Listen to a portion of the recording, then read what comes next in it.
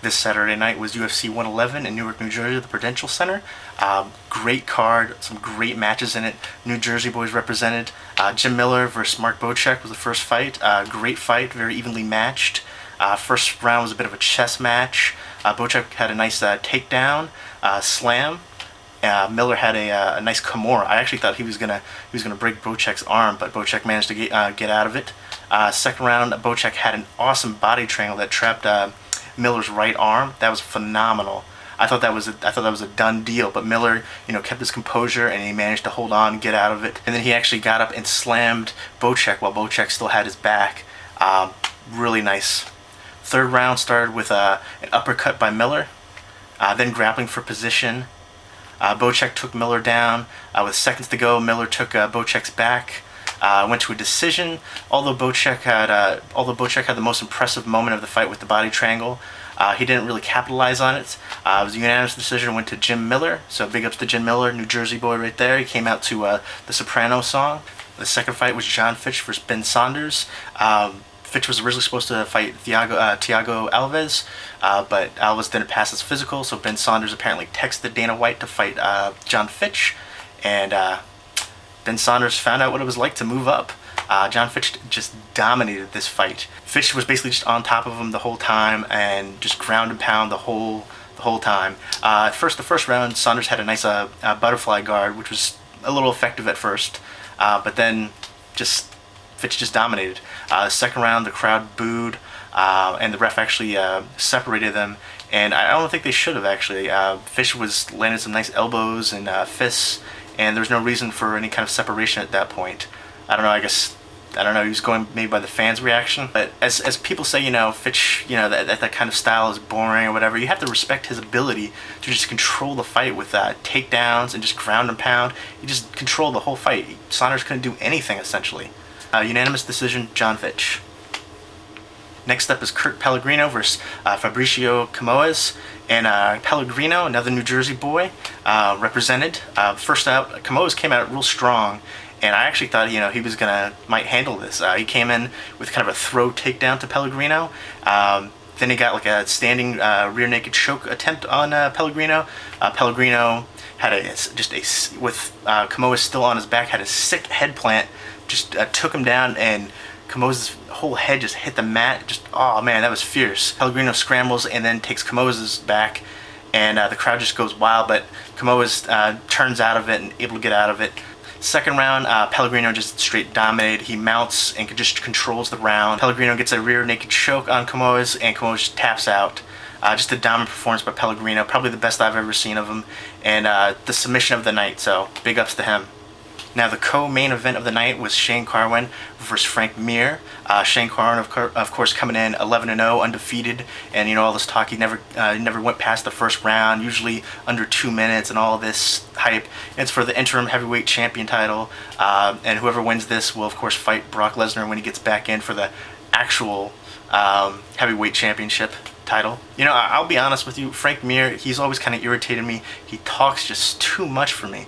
I think he's a good athlete, I think he's a great fighter, but he just kind of annoys me. I don't know what it is, but first off, I just have to say, Carwin has just hands of stone. It's crazy. It looks like he's hitting people with sledgehammers. Carwin, started off the fight, Carwin backed Mir into the cage and just landed some short punches, some knees.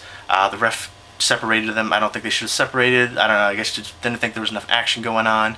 And then Carwin backs Mir up against the cage again and lands some vicious uppercuts that just drop Mir to his knees. And from that point on, Carwin's just pummeling Mir. And I actually thought the ref should have stopped it at that point, but he let it go until Mir was just flat on his face, right on his stomach, just knocked out.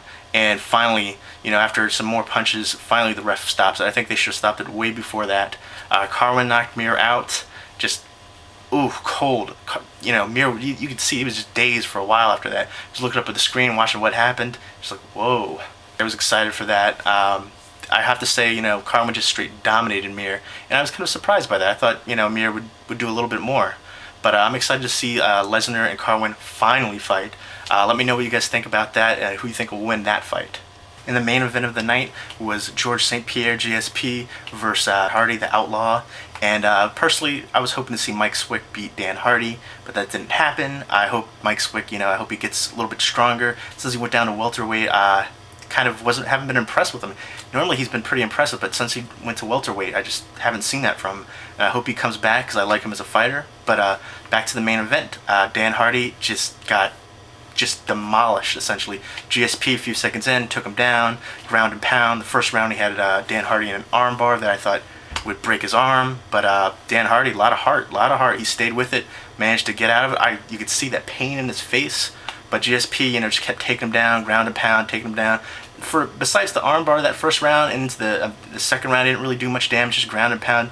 No real damage though. Same thing in the third round, ground and pound, took him down. In the second round, one thing that bothered me though, they stood up for a second, GSP hit Hardy, and Hardy just kind of smiled and kind of postured. I was like, you freaking jerk! This isn't the tough guy competition. This is a fight. Don't smile and try to be all tough. Fight, punch back. That could have been your opportunity. That couple seconds right there of you posturing up, that could have been the fight. You could have landed a fucking left hook, something. That just pissed me off seeing that. But the fourth round, again, GSP just dominated, ground and pound. Dan Hardy just could not defend that takedown. And again, GSP had Hardy in a Camoes, which I thought he would tap out from that. The armbar I thought was worse, but Camoes was just as sick.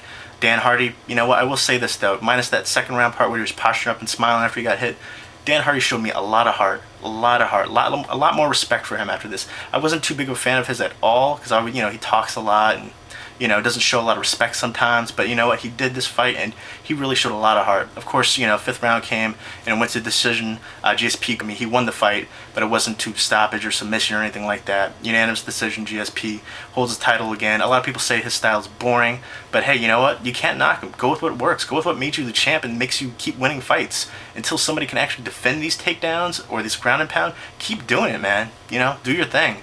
Nobody can knock that. You simply, GSP controls these fights. And so far, nobody has been able to stop him. So, there you go. Let me know what you guys thought of this match, the whole fight, the whole card, what fights you're looking forward to, and let me know what you think of the whole card. I personally liked it. A lot of people were complaining about, the GSP fight, that it was boring, blah, blah, blah. I thought it was a good fight. Let me know what you guys think.